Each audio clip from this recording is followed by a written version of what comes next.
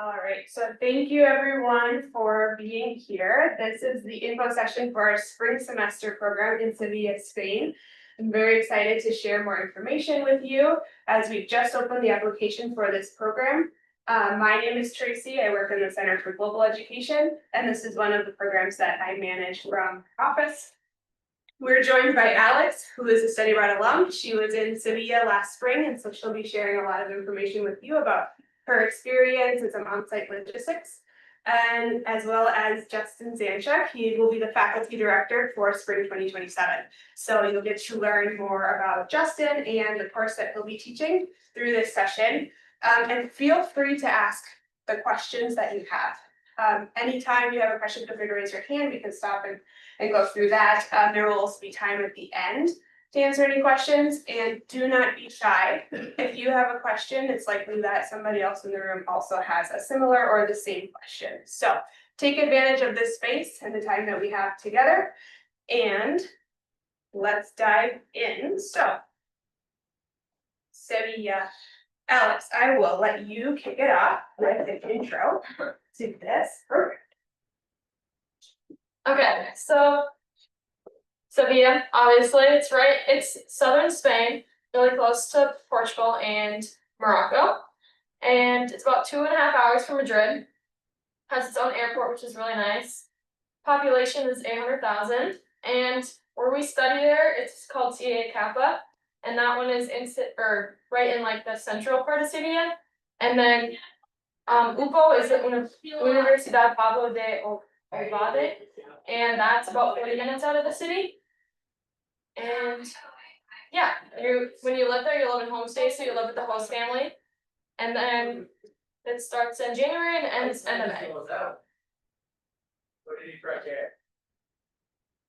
Alright, so some of the main highlights of Sevilla, the cathedral in La Giralda, that one, there isn't a picture of on here, but it's like the heart of the city. You'll learn it when you go there, but it's just like where all the tourists go to see, and you'll get your own tour there, and it's really cool. The Guadalquivir River is the river in that picture. It goes through the main part of town. It kind of splits the central from like the more neighborhoody areas. You walk across it every day to go to class or whenever you go to the central. And then Alcazar, go and tour that as well. Just a very famous historical place in Sevilla. And then Las Setas is the one on the bottom. And that one is called like the Mushroom. It's a more modern thing that is in Sevilla, but it's really cool to see. Then the big ones, the spring celebrations, Semana Santa and Feria, those are my top two favorite things that I experienced while studying abroad. The Semana Santa is when they do these floats, which is the one closest to me on the top. The whole town is basically crowded for the whole week, and it's just a really cool experience. And then Feria is the one in the middle on the top. That one is where you get all dressed up, and it's like a big kind of party. You get a week off. It's like they have this whole section and you dress up for it, and it's just really fun. Alright, CA Capra. So this is where you'll study, and it's located in the central part of Sevilla, historic city center. It's a really beautiful area, and it's kind of like a weird building. It's not like its own building, but it's like you just like kind of walk down a side street and it's just like, oh, you're here. It's not like its own building, but you'll understand when you get there. But the offices, all the staff have offices on the first level. It's 3 levels up, and there's Wi-Fi in it. There's resources. The staff there are literally the nicest people ever. And the classrooms they all kind of look the same, so they look like the one with the chairs. There's like 2 or 3 on each floor. And so it's not like a typical campus, like university campus that you expect in the US. It's a building in the center of the city. Yeah. But their people there are really nice. All the professors are super nice. And yeah, there's a little right when you walk in, there's a what's it called? Reception? Yeah, like reception desk, and there's usually 2 to 3 staff there, and they greet you whenever you walk in. And it's just a really good space to be in. Your professor, I guess you'll have your own office, that's where we would always hang out. We'd kind of use it as like a communal space where we all got together and it was just really fun. There's an outside patio where people often study, we get class out there sometimes, just really fun. There's even a rooftop space that you can go up on top in between classes and just has great views of the city. Oh, yeah. A lot of people would eat lunch in between classes up there as well, so it's pretty cool. Mhm. It's a pretty neat historical building in that Jewish quarter, really neat. There's more photos on the next slide. Oh yeah. There's a reception desk, the door in there. They're kind of funky spaces, the classrooms, but you make it work. Okay, the other study center is UFO.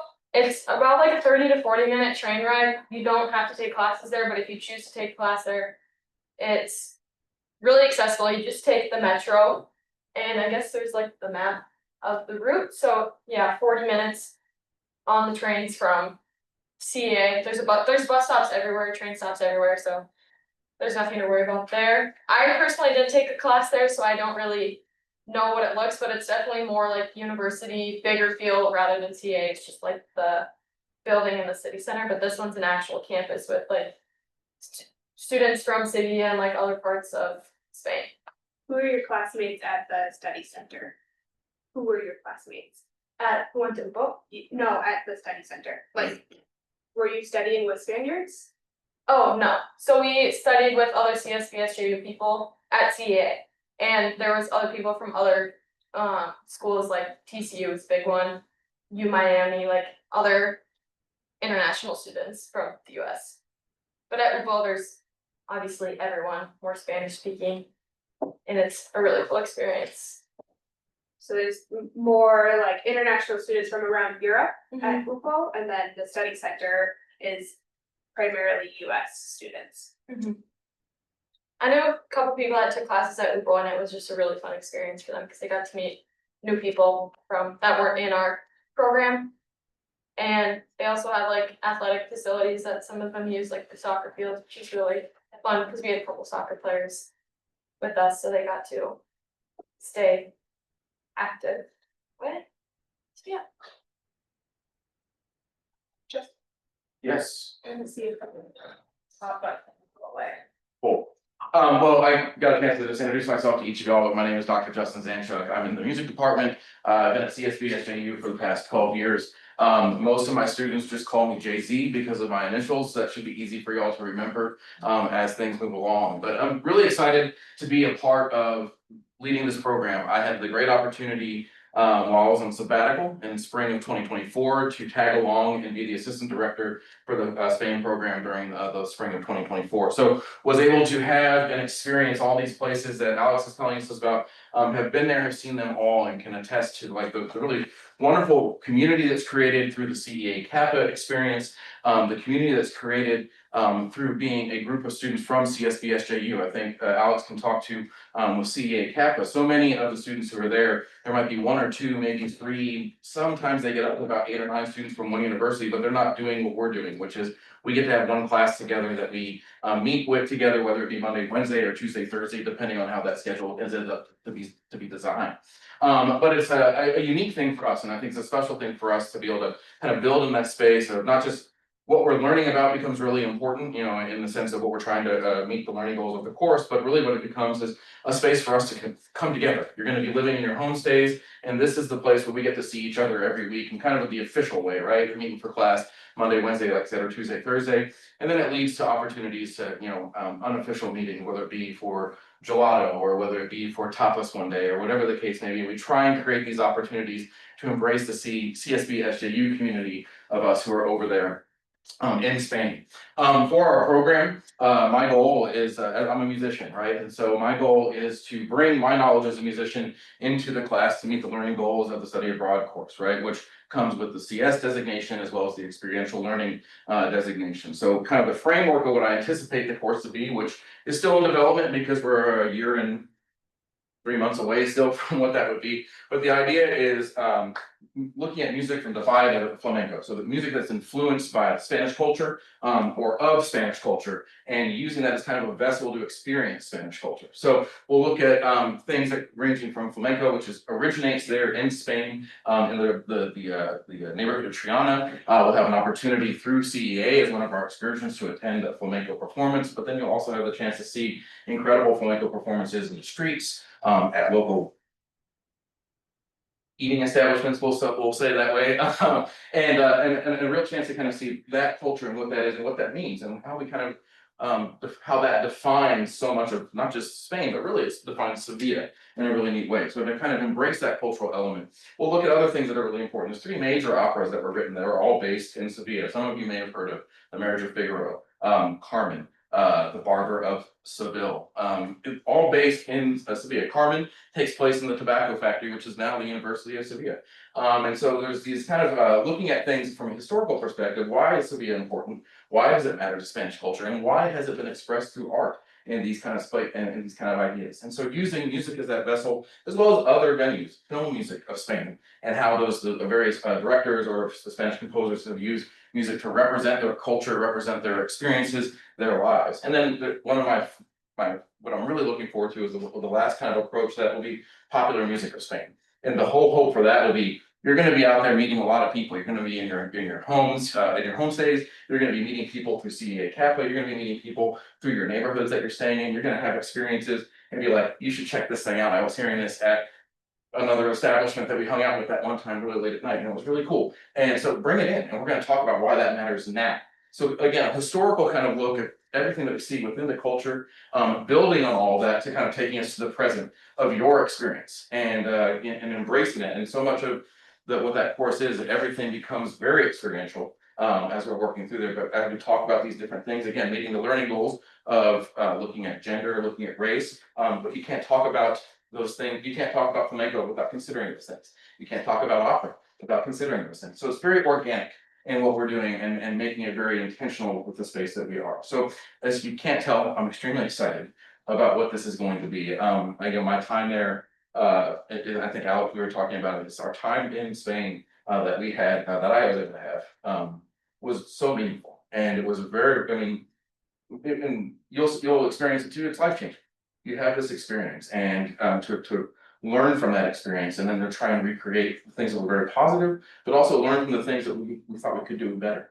To kind of create an experience for you all that when you walk away, you're just like, oh my God, this is the best decision I ever made in my life. And that's what we're aiming for. And I think you're going to be in a place, the Spain program, I think Tracy said this to a number of people, it's the best bang for your buck. The excursions that are included, the experiences, the place that you are, all the students often talked about their favorite. They were so glad that Sevilla was home base. You know, they traveled everywhere. They went to across Spain, across Europe, but it was like Sevilla was home. And there's something about that city. It's big enough to feel like you can see a lot of things within the city itself, but it's small enough to feel like you can walk from one side to the other in about 45 minutes. You know, and so there's some really neat aspects to this, and look forward to using our class space as a kind of jumping off point for kind of building on that experience, building on the community that we're hoping to create together. So like I said, I'm very excited about the opportunity and excited that y'all are here and interested in it all. So any questions or comments that I can offer before we move on to our next slide? Awesome.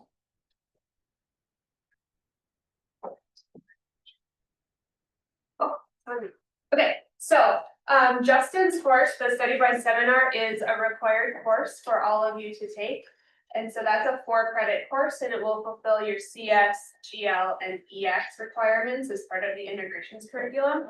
And in addition to that, everybody needs to take 1 course in Spanish. So if you are at a lower level of Spanish, if you have not completed your 200 level Spanish classes, that would be the level that you're taking in Spain.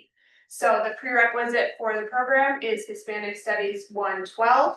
If that's what you've completed as your most recent Spanish course before the program, the next course you would take in Spain is Hispanic Studies 211. If you've already completed 211, then the next one you would take is 230, and so on.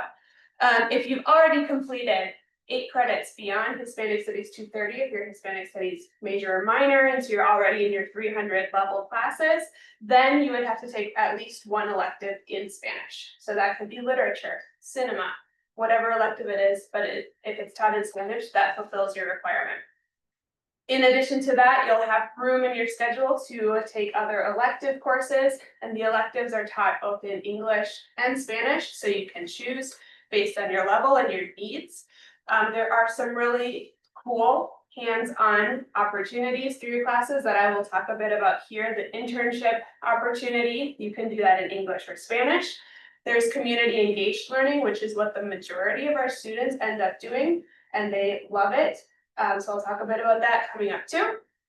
And there's a newer course called Business Consulting that also provides you with some hands-on experience with a local business in Spain. So this is an overview of your academic requirements. You need to take a full course load of 16 credits, and each of the electives besides the internship is 3 credits. So as that adds up, you would be taking the study abroad seminar for 4 credits, your Spanish course for 3 credits, and then probably 3 more electives to add up to 16 total. So 4 electives that are 3 credits each, plus the study abroad seminar. Or the internship plus 2 electives, plus your study abroad seminar. A question that's often asked is, these electives are 3 credits, so how does that transfer back to St. John's? They transfer back as 3 credits. But if you're taking one of these courses to fulfill an integrations curriculum requirement, like your TI or your AE, HE, all of those integrations curriculum requirements, it will fulfill the full requirement. So you don't need to worry about that 1 credit that's left hanging there. If you are trying to take a course for major or minor credit, that's where you would need to work with your department chair to determine what you need to do to fulfill that last credit. So sometimes they'll lower the credit requirement, or sometimes they'll have you do a 1 credit independent study so that you can complete your requirements. This is the list of the 200 level Spanish language course options, and so there are several different options that you can take. Some of them are at the study center, which is centrally located. Some of them are at the partner university, UPO. And so there are options for you to fit within your schedule, so there shouldn't be any conflicts with you being able to take the Spanish level class that you need. Then these are the 3 experiential learning opportunities that I was talking about. So there is the internship, community engaged learning, or business consulting. That are 3 options that I just want to highlight here briefly. So the internship is optional. You don't have to opt into this, but if you do, it's an incredible opportunity for some hands-on experience and professional development. So it would require you to complete 20 hours of work on site per week, and that is a lot. That is half of a full-time job. So it's not for, you must be committed, right? If you're doing this option, it requires a lot of time. It totals 240 hours over the total semester. If you are a GBUS major, this will fulfill your GBUS requirement. So it's a cool opportunity if you need to complete an internship for your major, this will fulfill it. And there's a whole process from applying to the internship option. There's a whole 7 to 10 hour process that you'll go through of career coaching, some informational interviews with our partners at CA Kappa to best place you at a location that's going to tailor to your academic needs and your professional goals as well. So I know students in the past in Sevilla, they've worked with small businesses, they've worked with industries, businesses in the tourism industry, because tourism is one of the top industries in Sevilla. There's also students that have been education majors and they've taught English as their internship. And so there's some varying opportunities. It's not just strictly business, right? So it could be for an education major as well. It is a time commitment from the get-go. So the placement process starts even before you arrive in Spain. And like I said, you'll work closely with those CA Kappa career coaches to be placed in a location that's best for you. And you'll have an accompanying course alongside. So once every 2 weeks or so, you would have this course that meets with all of the interns, all of the students that are interning, and you'll meet to process your experience and to talk about what's all happening at your internship. So cool opportunity for professional development and to fulfill some academic requirements. But if that sounds like way too much of a time commitment for you, but you still want some hands-on experience, there is also this global business consulting course. That's only 3 credits, so it's the same amount of time as any other elective that's offered at the study center or at Google.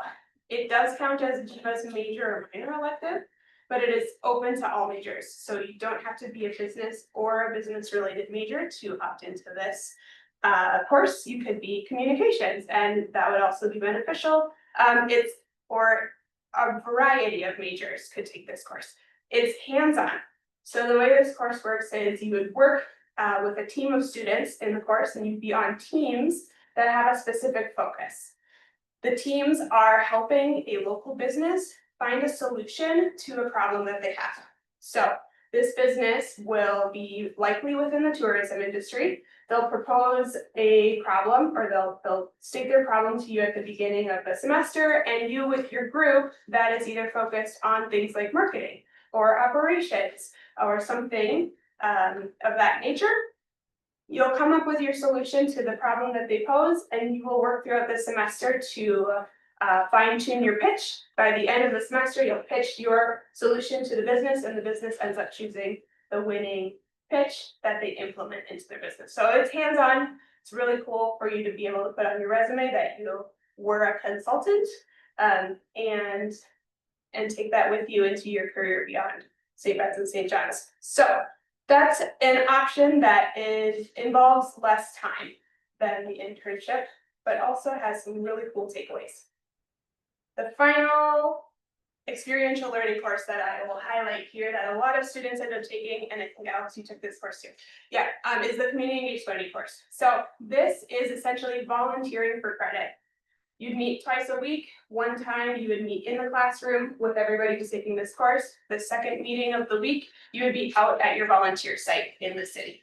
And so some of the organizations that we have partnered with are listed here, like serving in a soup kitchen, helping at a thrift store or charity shop, playing paddle with people who have different able bodies, so similar to like Special Olympics.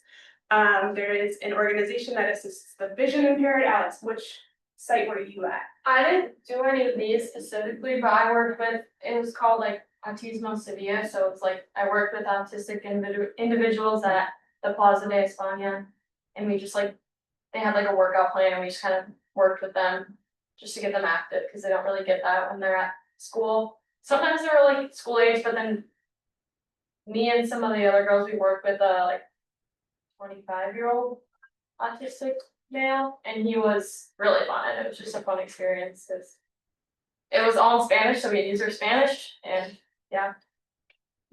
So this provides a really unique perspective on the city and the local people too, a different population that gets you beyond your homestay and beyond local friends that you're making. So a lot of our students will opt into this course.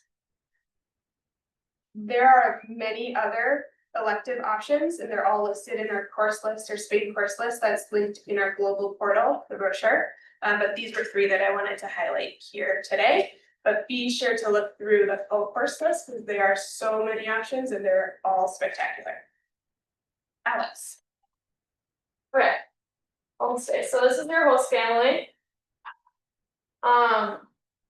You'll live with them for the whole time. Sometimes I lived alone. I was supposed to live with another girl, but we just got split up, just how it worked. But usually there are 2 people per host family. One person is really common too, but there was, I think, one group of guys who lived 3 together, so that was interesting. But yeah, you live with them, you have your own room, you have your own closet, usually you have your own desk space. Not for every host family, but you'll get your own bathroom. I had my own bathroom. Some of them shared with their host mom, but they're such nice people, they didn't really mind. If you have another person, like if you're 2 people, you each have your own room, which is nice. But yeah, you get 3 meals a day. Their breakfast is kind of weird in Spain. That's just how they are, but you get breakfast. It's usually like a piece of toast with some stuff on it. What does weird mean? Small? Small, yeah, like they like have American, like if you go to Alex breakfast, they have stuff labeled like American breakfast, and it's like everything you could think of, but it's just like tostada. That's what they have for breakfast, just toast with jam or like what is it, tomatoes and ham sometimes. It's really good. It's really good, but it's just different at first. And then lunch, they eat a big lunch, so sometimes I would have like 4 different plates to eat from. So you eat a small breakfast, big lunch, and then light dinner. And then the big thing about the meals is dinner, the meal time. So breakfast is, I feel like at a normal time, like 8, 7, 8, 9-ish. Lunch is at like 2 to 2:30, 3-ish. So you eat your big lunch. And then dinner is at like 9, pushing 10. I've ate as late as 10:30 sometimes, but you get so acclimated to it. It's not, at first I was really worried. I'm like, how am I gonna do that? But you get so acclimated so fast. And all the food is really good, homemade. Sometimes we had fast food, but it was all so good, and my host grandma cooked it all. And it's included in your program fee. Yes, which is really nice. And then you get Wi-Fi. They do your laundry for you, which is really nice. They don't have, some of them don't have dryers. It's pretty normal there. They hang dry their clothes, which is not as intimidating as it sounds. And then walking distance. So there's like 3 main neighborhoods, like the Central, and then Triana and Los Remedios. The Central is the closest to the study center, which is like 5 to 10 minute walk. And I lived in Triana, which was like a 30-minute walk, which sounds long, but it is doable. You do it every day, and it's normal, short sometimes. And then Los Remedios is the same, like 30, 35-minute walk. But yeah. Does anybody have any questions on homestays? That's like. You still keep in touch with your host mom? Yeah, so I had a host grandma, host mom, host dad, and a host sister, and she texts me all the time about random stuff, and she tells me about her old like St. Ben's Like previous students? yeah, previous students that they had. She just loves. She texts them all. They're all my friends that I went with. They're still in touch with their families, and it's just a really great experience.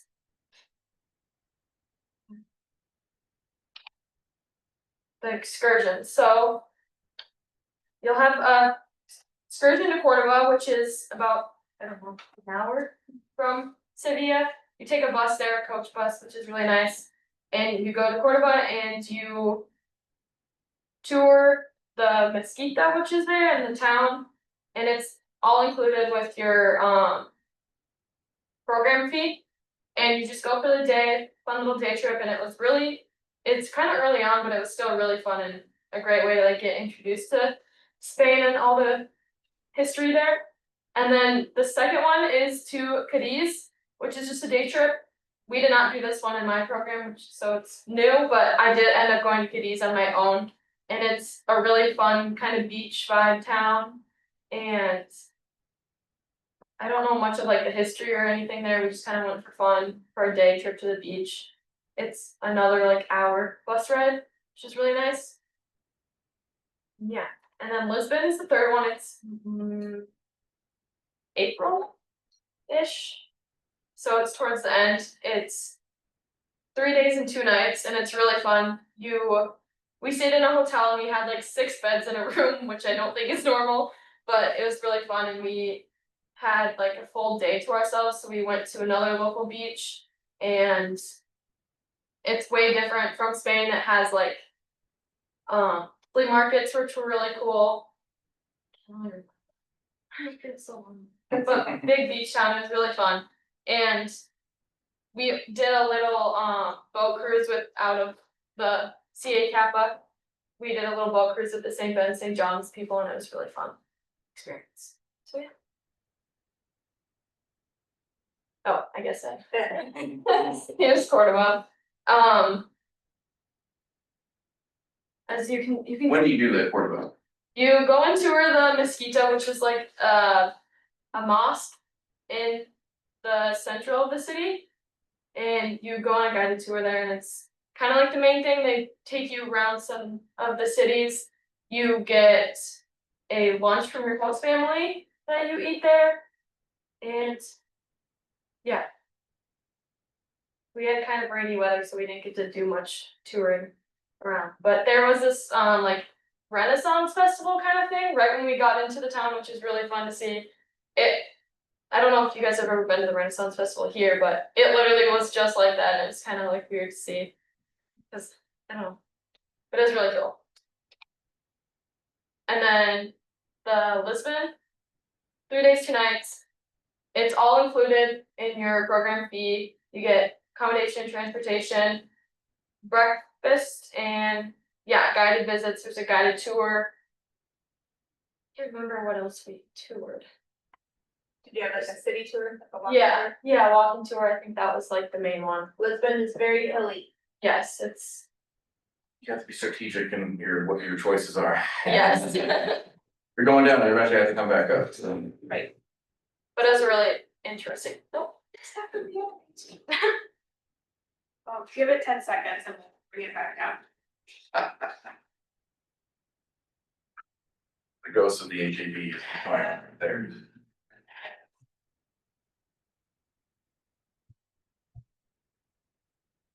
See. Do you have any questions so far? Covered a lot. I'll just try out one thing. Something that's cool about the Cordoba trip is it happens within the first week of you getting there. It's like one of the first day, once you kind of get settled in and you go through the orientation that take place in that first week, that before classes start, we get this opportunity to go and have this experience. And so it's close, you know, I mean, you're able to do it in a day, and it's a chance to kind of meet other people from CEA Yeah. you're gonna be spending time with in classes. So it's and everyone from the program, so there's about 150 people who Yeah. are on 2 or 3 coach bus, I think it's depending, who go on that. So it's a really neat, beyond not just the St. Ben St. John's group, but you're getting to meet all these other people, through that opportunity. So a neat way to kind of in that very beginning, before you even start classes, to kind of jump in and see some things. Yeah, all of the CA Kappa excursions are with the other people from the other schools, but sometimes it's optional for them, so there'll be less of them on certain ones, but usually you're with a good group of other individuals that aren't from St. Vincent John's. But then in all of them, there'll be CA Kappa people with you and your program director, and I don't know if there's assistant director, but ours came to them. But yeah, you're never like stranded in the city. There's always something lined up to do. Okay, the local activities is a lot to do in Sevilla. The Plaza de España, the second picture closest to me is one of there's like probably like 40 of them, but they're like little things just around the Plaza de España, the history of Spain and Sevilla. It's like a big it was in Star Wars, I think. It's like you've probably seen pictures of it, but it's like a big Y-shaped or U-shaped structure, but flamenco is another one. I think I went to 3 or 4 flamenco shows when I was there, which is just a really cool experience. They sing and dance throughout the whole thing, and there's also flamenco shows that go on like around the city. You just be walking down the street and you'll see one going on. They have them like every day at the Plaza de España, I remember, and yeah, you'll definitely see quite a few when you're there. And then volunteering. So the second picture on the farthest to the right, or the second in the middle, that's a group of volunteering. So this one was with CA, but it was optional. We went out at like 10 o'clock at night and we walked around and handed out food and clothes to homeless individuals that were around the city, and it was a really cool experience. There was like 10 of us, so it was pretty personal, and we just walked around the city for like an hour and a half and just gave out food and whatever they needed to them, and it was really fun. definitely take advantage of any of the volunteering opportunities, because you'll never know what will happen. And then the cooking classes, you do one with CA or with your class, and it's a great way to like learn how to make the local dishes. That we made paella in ours, which is very traditional in Spain, and it was just really fun. And then the one farthest from me on the bottom, that's Victoria del Oro, or no, no, that's Is it Class A Florida? yeah, that one. It's like the bullfighting arena. Those, it's like open to tour whenever. And I never got in and saw, but I know a couple people went with their parents when I came and visited, and it's a really cool thing to see. And then the soccer game, so there's two big football clubs or soccer clubs in Sevilla. So that one on the top is a picture of the Sevilla Football Club stadium. And then there's another one called Betis, and they're like rivals.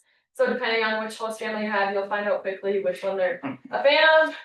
And my family was Sevilla, but everybody in our group for some reason liked Betis, so it's kind of funny to see both sides of it. But yeah, I think it has. You'll tour a lot of the big ones, like the cathedral. You're going to tour there within the first week. The Alcazar at some point. Yeah.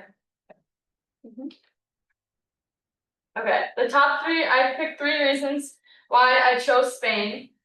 The first one was the location. Second, the host family, and the third is the sites around Sevilla. I kind of already talked about all these, but location.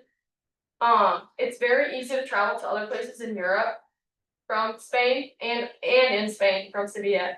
There's just a lot of cool things to see in Spain, but then obviously it's easier to travel around Europe.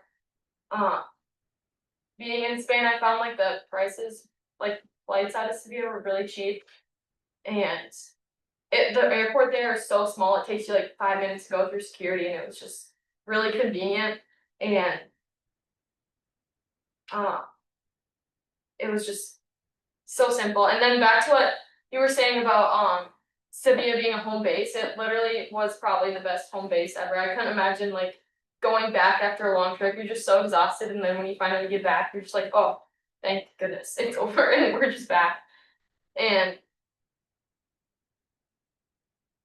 the walkableness of Sevilla was another one. I liked how you could walk everywhere. It seems intimidating, but it was like one of the highlights of my day. It was just taking a walk to class. And then the river, the Guadalquivir River, you'll all see it when you're there, but it was just a really nice meeting point we had with the other students. We would just sit down there when we had free time or watch the sunset on the river. That was a big part of why I chose. My host family, I chose it because I had friends that went the year before, and I knew that they got so close with their host family, so I really liked that. And it's a really good immersion way to get immersed into the Spanish culture. And my Spanish skills were kind of like not that good when I went, but when I left, to this day I can still understand like a full sentence of Spanish or like conversation, and it's just really cool to see how my skills have gotten better. And the food obviously was really good, and my host mom never made anything that I didn't like. I told her at the start what I didn't like, and I never saw it, and it's just a really good experience. And then also how you don't have to make your own food, because I know a lot of the other programs you have to pay for your own meals and make your own food, which I could not imagine doing. But my third one, the sites of Sevilla, I just loved everything that I saw. Semana Santa was a big one. That was my parents, my mom and my sister came to visit during Semana Santa, and it was just really crazy to see. And it was just really like everyone should have to experience it in life, because it was just so cool to see. And yeah. Great. Thank you. Yeah. So I have some more logistical information here about the program.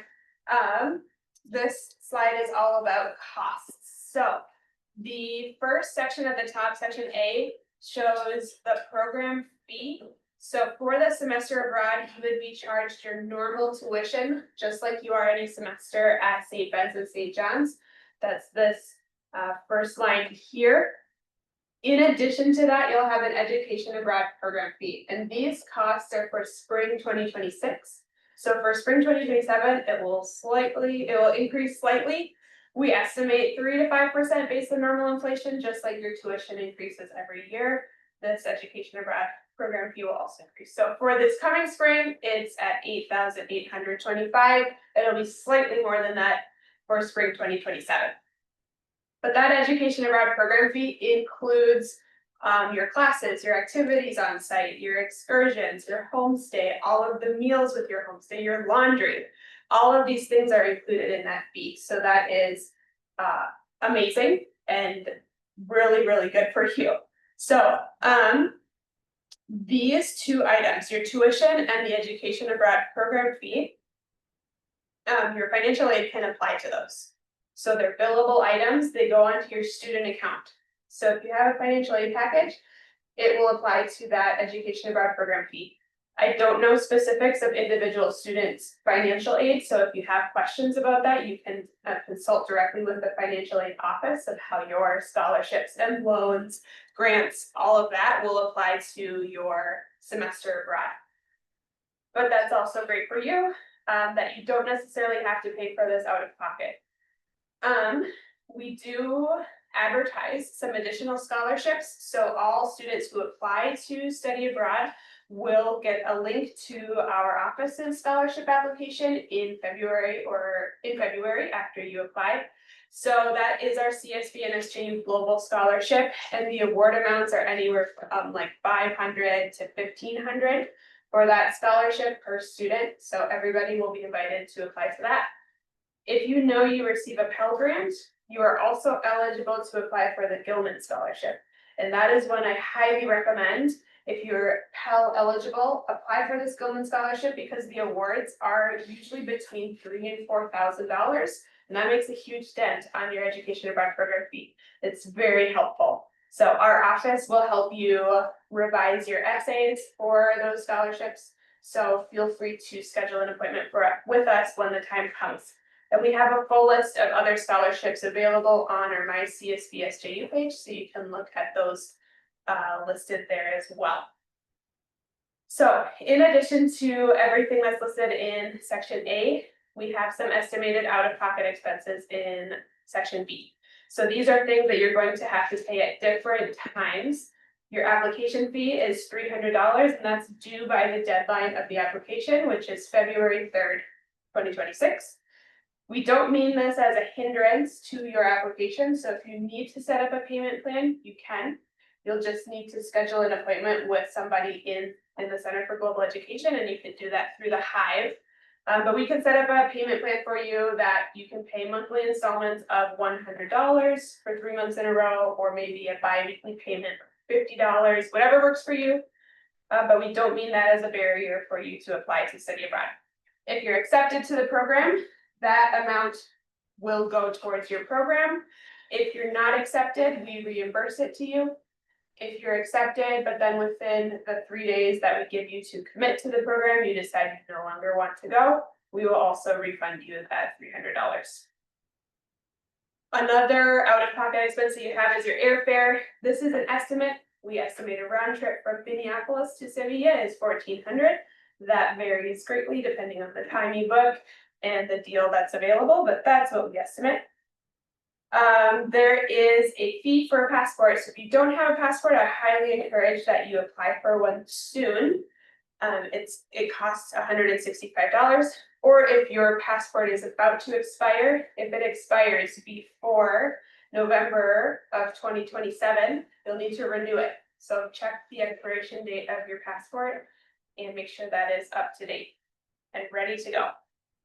There are some other out-of-pocket expenses that you'll have on site. There might be some course fees or materials that you need to buy, just like you would any other semester, like books and supplies.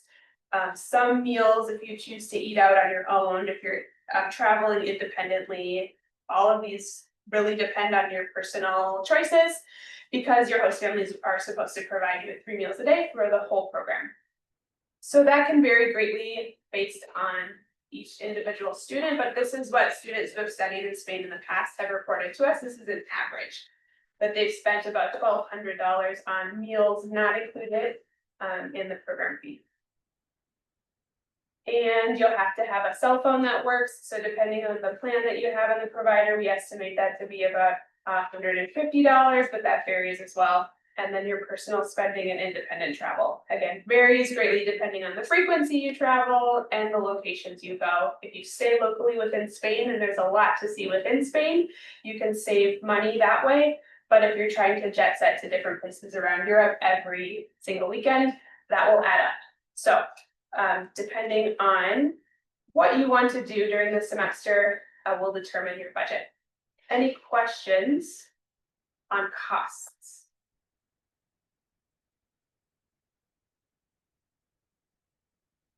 Okay, so then I have some application tips for you all. This is the list of our selection criteria. So we're looking for a minimum GPA of 2.5 in your study abroad application. If you are barely at 2.5 or maybe just slightly under that, we still encourage you to apply. We do conditional acceptances from time to time.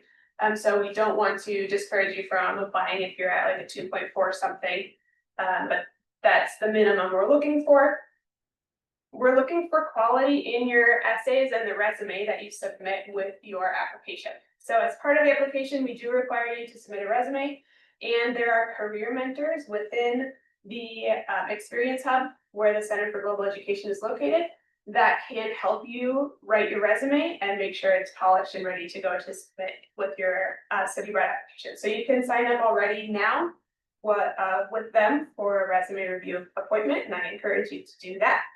We also have study abroad mentors that are students in our office that can help you polish your study abroad application essays. So you'll have to go through your academic, your professional, and your personal goals for studying abroad. And we're looking for a little more substance than my sister studied abroad. My cousin said it was cool. We're interested in knowing about you and what are your goals. So if you would like to meet with one of our study abroad mentors, they can help you develop your answers and make some good essays for you to submit. We also require 2 references, one from a faculty member that knows you within an academic setting. So somebody that you've had in class that can attest to your academic abilities, and then a non-faculty reference, so somebody that knows you outside of the classroom. This could be a supervisor for a club or organization, a coach for a sport, like a job supervisor as well. Somebody that knows you in a context outside of the classroom.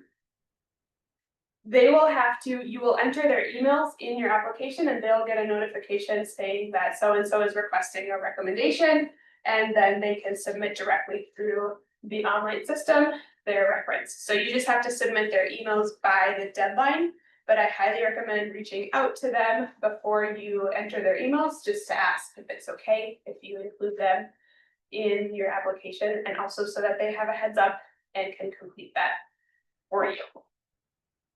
So if students are on disciplinary or academic probation, they cannot participate in study abroad.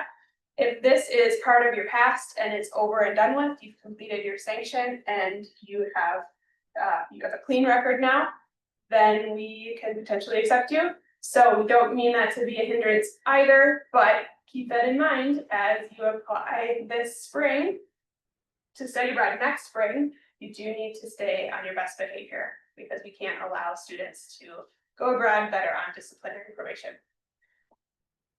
You will also interview with Justin, our faculty director, after you submit your application. So in February, those interviews will happen, and they'll be about 15 to 20 minutes. We also provide practice interviews within our office, so you can meet with a student and practice your interview skills, go through some questions that Justin might ask during the interview, so that you feel prepared for that. And we're looking for preparation and enthusiasm on your part. So these programs are competitive. We don't necessarily accept everybody. And so we are looking for some effort, some thought that you put into your application. Don't start it the night before it's due. You can start now. And in fact, there is incentive to start now. If you start your application before November 30th, we will automatically enter you into a drawing to waive your application fee. So that's up to a $300 value. So there is incentive to start your application now. You don't need to submit it by November 30th, you just need to start it. So, some next steps for you. We talked about costs, and it's never too early to start making your financial plan for your study abroad experience. So think about your budget, and how you can save money, whether that's setting aside a certain amount per week or getting a second job or dedicating your summer to earning money for your study abroad program. Create a financial plan. This could also be applying for scholarships, looking through the list of scholarships that we have on our My CSBSJU page and seeing which apply to you and putting some effort into those applications. Make a financial plan.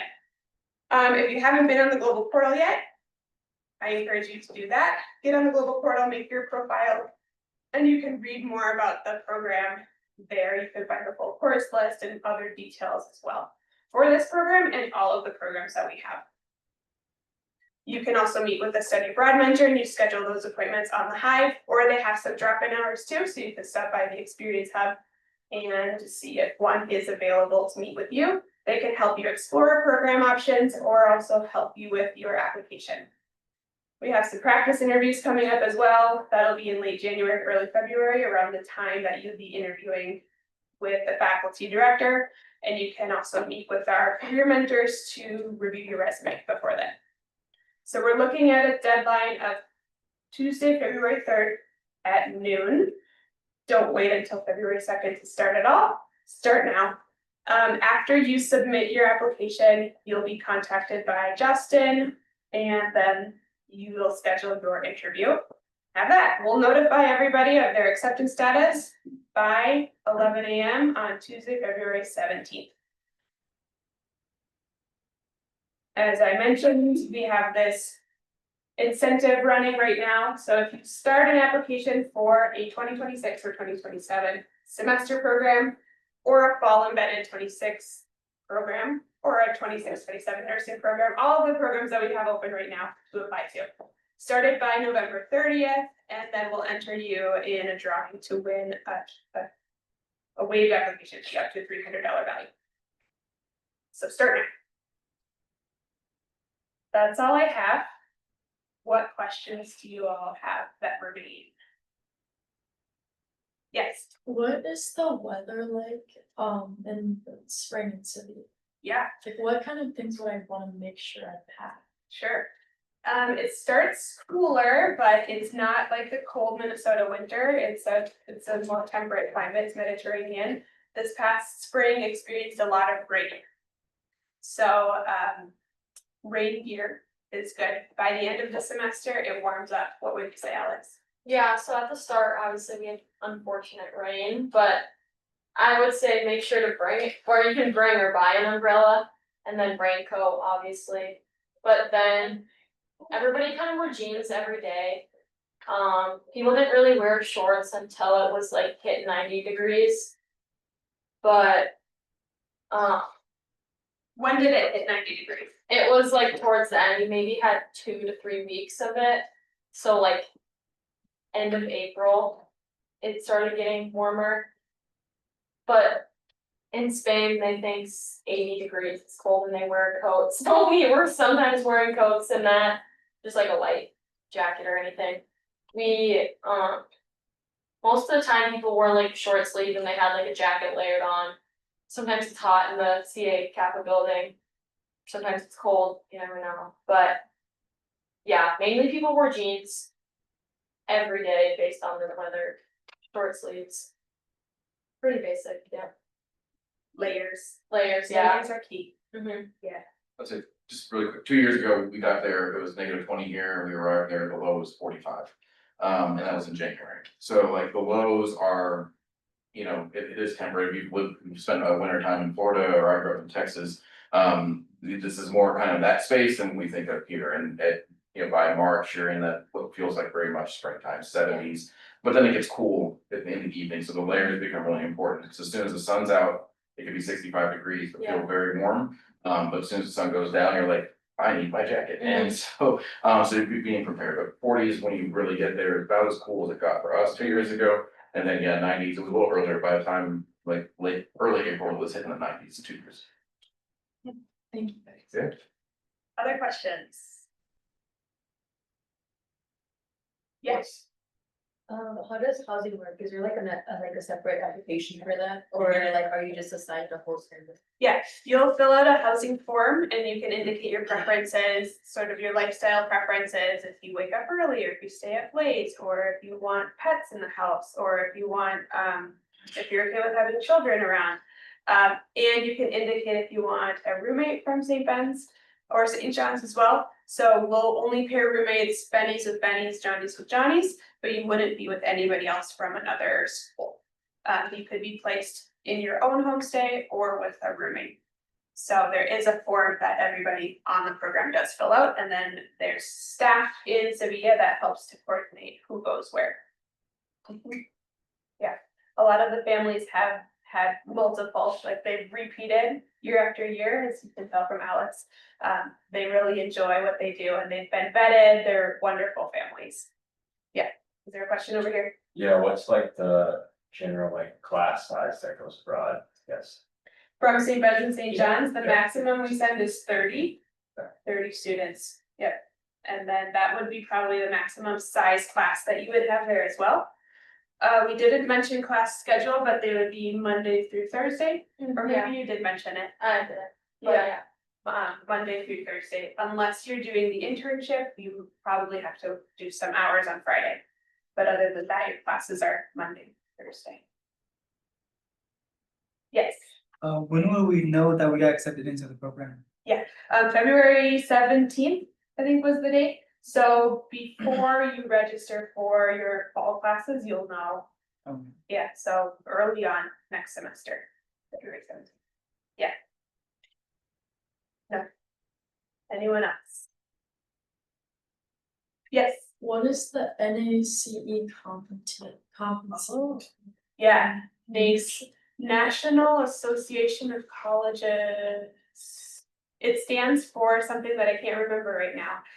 But it's the career competence, it's a list of like 8 career competencies that show like your level of readiness for the workforce. And so you'll, throughout this course, you'll go through those competencies and sort of evaluate yourself along with your supervisor, and then you'll have this report at the end of the semester saying like, you did all of these things and you are ready in these 8 skills on this level for your career. So it's really a good resource for you to take to a job interview and say, I had this internship in Spain, these are all the things I learned and did.